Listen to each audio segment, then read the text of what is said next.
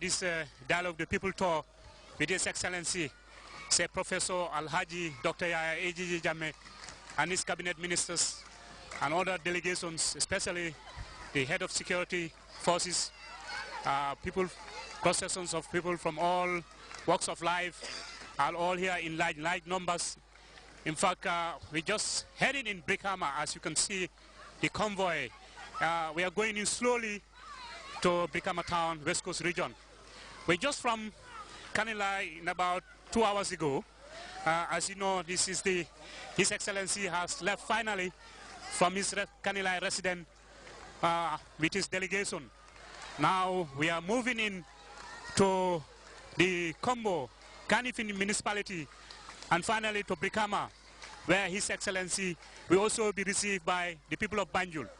But as you know, the Dialogue of the People tour is a constitutional requirement which has given the mandate to His Excellency, say Professor Alhaji Dr. Yaya AJJ Jammeh, to go in the country once in a year to meet the people, to know their problems, to know their concern. And certainly it has been a very, very interesting trip. We have successfully arrived. We have spent some 2 weeks in Kanilai. Of course, we have seen, as you see, the crowd coming in, left from Kanilai. Now we are going to Brikama, heading to the Kanifing municipality, where, of course, the governor of West Coast region, Lamin Sane, will hand over to the mayor of the Kanifing Municipal Council, Mayor Conte. Sorry, Yankuba. Mustafa, we are still in Brikama. Like I said earlier on, the convoy has been slowed to a crawl by the sheer number of people, deprivation and civil strife.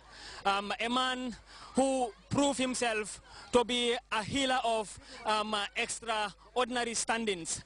So you can talk about President Jammeh's qualities until the end of the day. The list goes on and on. He is an exemplary figure, not only as a leader, but as a person.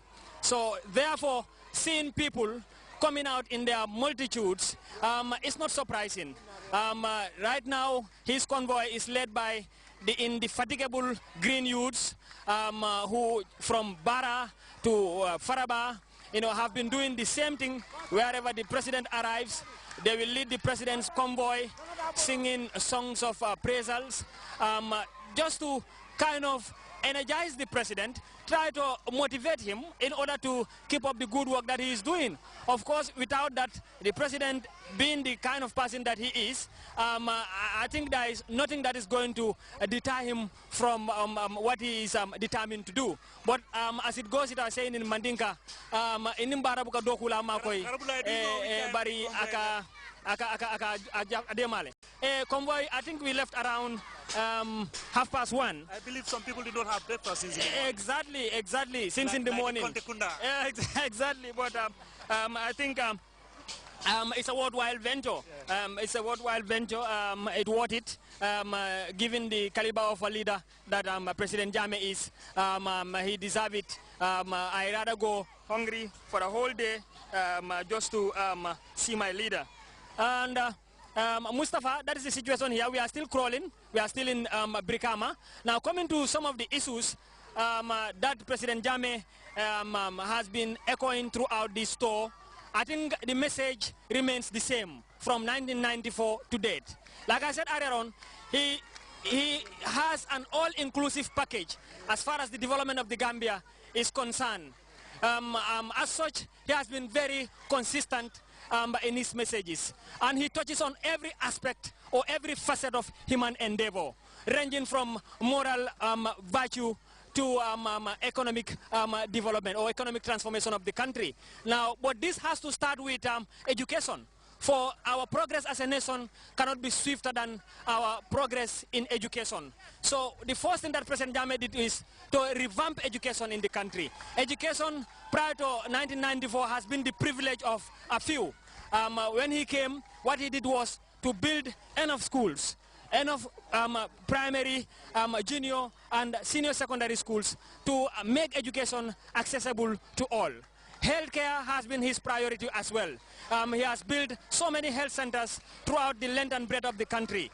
Not to talk about general referral hospitals. We've seen the likes of Suleiman Junkung Hospital in Biam, the AFPRC Hospital in Farafenye, and the first lifting that the RVTH Hospital has gone through is clearly, visible to all and sundry.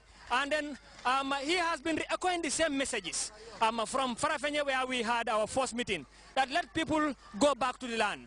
We cannot claim to be independent, and it's definitely ironical to claim to be independent when we are depending on other people for our survival, when our food stuff is coming from outside the Gambia. So it is imperative for us to grow sufficient food to feed ourselves and even export the surplus. So he has been hammering home the same message that people should go back to the land, especially the youth folk, and for the youths also to be supportive of their parents in order to earn their blessings and prosper in life. For indeed, our development has to be compatible with our cultural heritage, with our norms and our values, with our religious belief.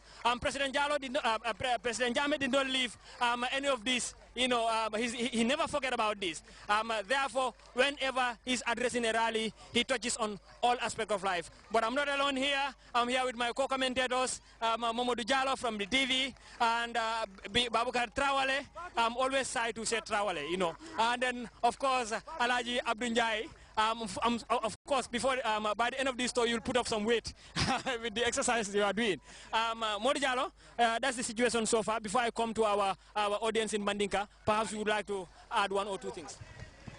Well, itonyala bake krabdulai bari biwo de abedula de malum fo badibun kol bijanne bam fo konde gunan kol ali alo nyameng tonya nyimu kukumari mbaleti ali alo nyameng nyimu na mbere mbente ositi kan ka president Jammeh makoy kaje ko mbenga dum banku dokola tuma men na botana birim bara tilimo an komanto fo kana bula bi ala tentu balong adunta dawda kafo don naka bula noma amu moleti me alon ko na dunta dawda kafo ka bula noma nka laaje fan green boy sol ani youth sol wala ba koma nyimbe aba fo kam mole ko gamben dingolu al nyantan tewsitlale ngadum banku dokola anu birin juna aka men fonu wolong gamben dingolu alingan tew city ngabanko doko satel ni